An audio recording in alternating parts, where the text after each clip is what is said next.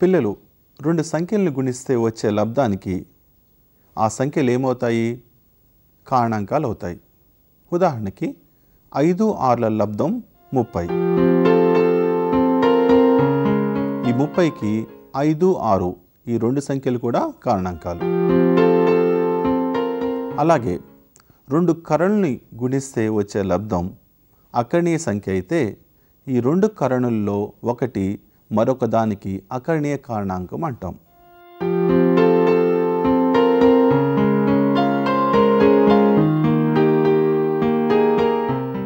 ఇప్పుడు మనం రెండు కరణుల లబ్ధాన్ని పరిశీలిద్దాం.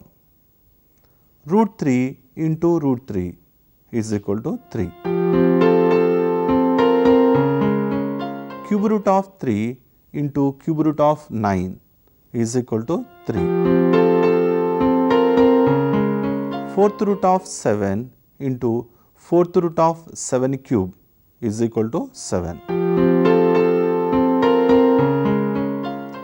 ⁶√7 × ⁶√7⁵ = 7. ఈ కరణుల లబ్ధాలన్నీ అకర్ణీయ సంఖ్యలే.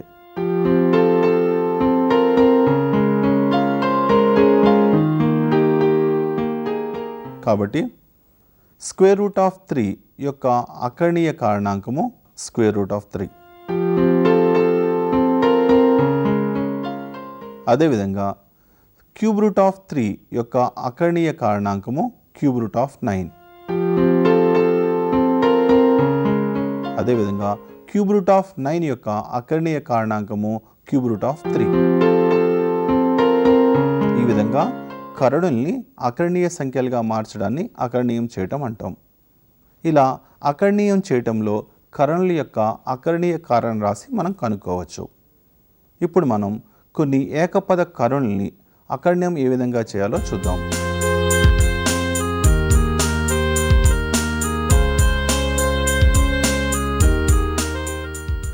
ఇప్పుడు ఒక ఉదాహరణ పరిశీలిద్దాం. √12కి అతి సూక్ష్మ అకర్ణీయ కారణాంకాన్ని కనుగొందాం. ముందుగా 12ని రెండు కారణాంకాల లబ్ధం కింద రాద్దాం. అందుట్లో ఒకటి ఖచ్చితమైన వర్గంగా రాద్దాం లేదా సంపూర్ణ వర్గంగా రాద్దాం. అంటే 12ని ఏమని రాయొచ్చు? మనం 4 × 3 అని రాయొచ్చు. కరణుల న్యాయం ప్రకారము √12 = √4 × √3. √4 విలువ 2కు సమానం. కాబట్టి √12 = 2 × √3. ఇప్పుడు 3 అనేది కర్ణీయ సంఖ్య. దీన్ని అకర్ణీయ సంఖ్యగా మార్చడానికి దీన్ని దేనితోటి గుణించాలి? √3 తోటి గుణించాలి. అంటే √12 = 2 × √3 × √3. అంటే ఏమవుతుంది? ఇది 2 × √3 × √3. అంటే ఇది అకర్ణీయ సంఖ్యగా మారింది. అంటే √12ని మనం అకర్ణీయ సంఖ్యగా మార్చడానికి దేనితోటి గుణించాలి? √3 తోటి గుణించాలి. 2√3 × √3 = 2 × 3 = 6. కాబట్టి √12 యొక్క అతి సూక్ష్మ అకర్ణీయ కారణాంకము √3.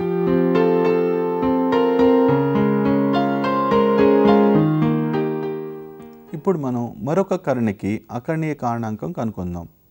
ఉదాహరణకి ⁵192 దీని యొక్క అతి సూక్ష్మ అకర్ణీయ కారణాంకాన్ని కనుగొందాం.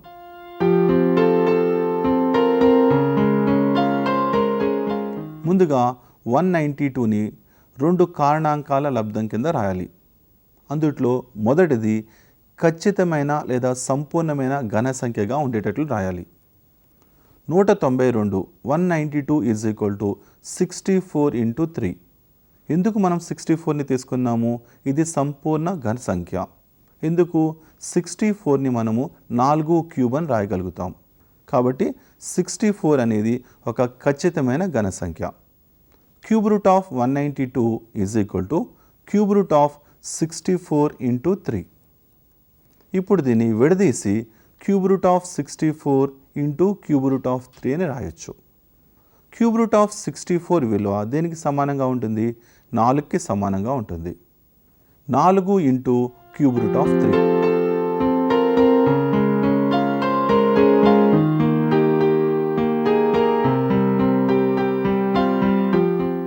ఇప్పుడు మనం క్యూబ్ రూట్ ఆఫ్ 3 అనే కరణీయ సంఖ్యని అకర్ణీయ సంఖ్యగా మార్చాలి. క్యూబ్ రూట్ ఆఫ్ 3 అనే కరణీయ సంఖ్యని అకర్ణీయ సంఖ్యగా మార్చాలి అంటే దేనితోటి గుణించాలి? క్యూబ్ రూట్ ఆఫ్ 9 తోటి గుణించాలి. ఇప్పుడు cube root of 192 is equal to 4 into cube root of 3 into cube root of 9. Cube root of 3 into cube root of 9 దీనికి సమానంగా ఉంటుంది, 3కి సమానంగా ఉంటుంది. 4 ఇంటూ 3 12. అంటే క్యూబ్ రూట్ ఆఫ్ 192 అనే సంఖ్యని మనం 12 అనే అకర్ణీయ సంఖ్యగా మార్చాం. ఈ మార్చడానికి దేనితోటి గుణించాం? మనం క్యూబ్ రూట్ ఆఫ్ 9 తోటి గుణించాం. క్యూబ్ రూట్ ఆఫ్ 192 దీని యొక్క అతి సూక్ష్మ అకర్ణీయ కారణాంకము cube root of 9.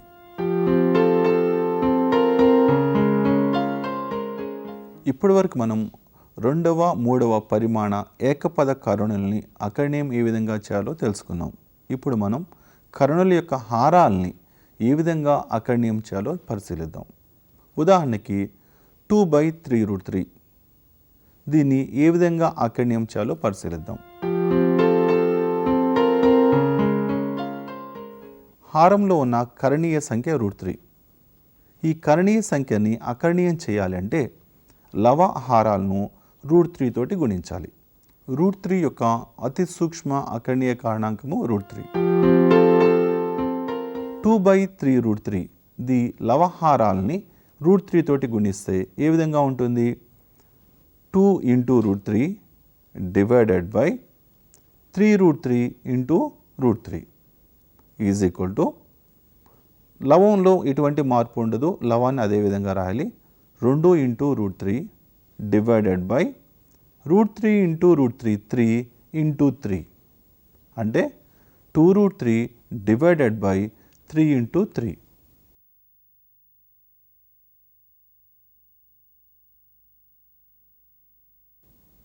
√3 divided by 9 అంటే హారంలో కరణీయ సంఖ్య లేకుండా మనం ఏం చేసాం? అకర్ణీయం చేసాం. ఈ విధంగా హారాల్ని మనం అతి సూక్ష్మ కరణులతోటి గుణించి అకర్ణీయం చేయవచ్చు. ఇప్పుడు మరొక సమస్యను సాధిద్దాం. √10 ఈజ్ ఈక్వల్ టు 3.162 అయితే 2/√10 విలువను కనుగొందాం.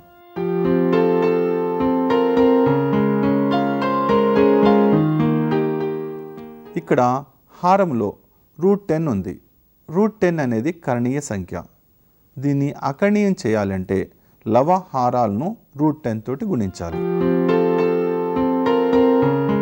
2/√10 లవ హారాల్ని అకర్ణీయం చేయాలి అంటే దేనితోటి గుణించాలి? √10 తోటి గుణించాలి. ఇప్పుడు 2/√10 is equal to 2/√10 into √10 divided by √10 is equal to 2/√10 లవాన్ని అదే విధంగా రాస్తూ √10 ఇంటూ √10 10కి సమానంగా ఉంటుంది. ఇప్పుడు √10 విలువ మనకు తెలుసు, అది దేనికి సమానము? 3.162కి సమానం. కాబట్టి √10 దగ్గర 3.162ని ప్రతిక్షేపిద్దాం. ఈ విధంగా మనం ఇచ్చిన సంఖ్యను అకర్ణీయం చేయవచ్చు. 2/√10 విలువ 0.6324కి సమానంగా ఉంటుంది.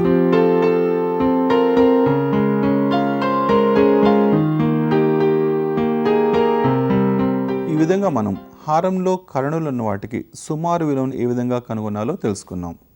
ఇప్పటి వరకు మనం ఏకపద కరణుల్ని అకర్ణీయం చేయటం, అదేవిధంగా హారంలో కరణులు ఉన్న వాటిని అకర్ణీయం చేయటం ఏ విధంగా తెలుసుకున్నాం.